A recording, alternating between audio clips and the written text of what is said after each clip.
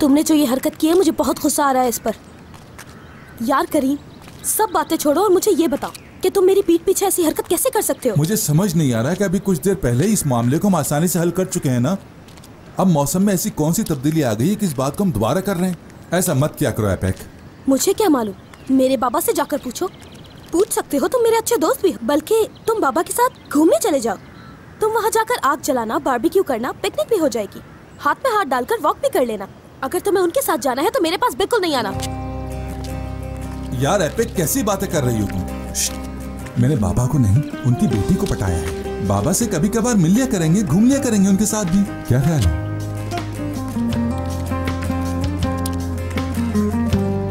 वैसे करीम, मैं तुम्हें बुलाती भी नहीं हूँ, लेकिन तुम मुझे परेशान करने के लिए पहुँच जाते हो। बस अब बहुत हो गया, अपने घर चले जाओ।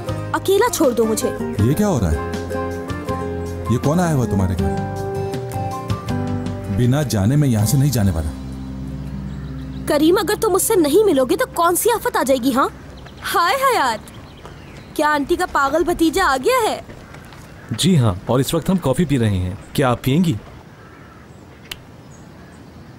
मिलकर खुशी हुई। मैं आईपैक। हेलो, मुझे करीम कहते हैं। अगर तुम पागल हो तो मैं जरा खर दिमाग हूं। तुमसे मिलकर कैसा लगा इस बात का फैसला करना भी मुश्किल है। जल्दी किसको है? सोच समझकर फैसला कर लीजिए। करीम, क्या करूं? मुझे खुशी नहीं हो रही तो क्या जबरदस्ती करूं? मगर कर भी कह सकते हैं, जिससे भी मिलो उससे ये कहना तो पड़ता ही है। खैरियत है? कैसे आना हुआ? कुछ बताओगे? एमने आंटी और फरीदा आंटी कहाँ हैं? वो लोग खाना बना रही है इब्राहिम के लिए, क्योंकि वो सफर करके आया है ना। करीम, इब्राहिम जो है ना, फरीदा आंटी का नेफ्यू है। अच्छा, ये बात है। वैसे मैं आपको करीब से जानना चाहता हूँ, क्या पसंद है आपको? खेलना कूदना पसंद है या बाहर जाना पसंद है आपको? तुम मुझे अपने बारे में सब बता सकते हो। और तुम्हारी गाड़ी इनके घर के गैराज में क्यों खड़ी हुई है? वैसे तुम्हारी गर्लफ्रेंड तो जरूर होगी, क्यों नहीं है क्या? बताओ मुझे।